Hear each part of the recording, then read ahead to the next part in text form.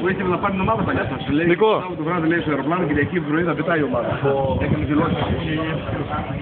Ετοιμαστείτε για YouTube. Παικταρά μου, έλα να... Μελλοντικοί παίκτες του Αετού Καστανιάς, Γράδο, να σε πάρω συνέντευξη. Μελλοντικοί παίκτες του Αετού Καστανιάς. Εδώ είναι το Προεδρείο. Ο προπονητής μας πίσω.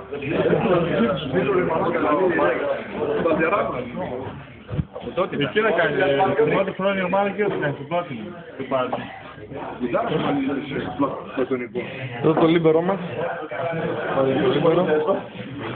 Και ο νεροκουβαριστής μας, ο μεγάλος παίκτης. Μελλοντικοί παίκτες εδώ του Αετού Καστανιάς σε αποκλειστική συνέντευξη. Γιώργο, πώς έχουν αυτά.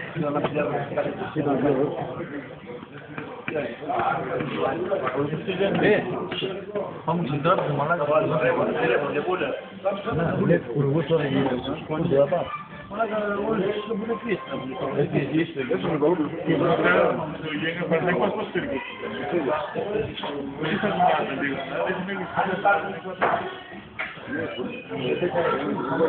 Sigue, δεν σου βγάλω στο ίντερνετ. Sigue, δεν σου βγάλω στο ίντερνετ.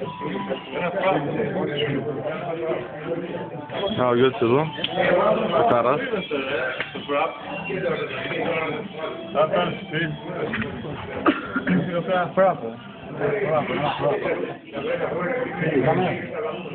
Πού πάτε,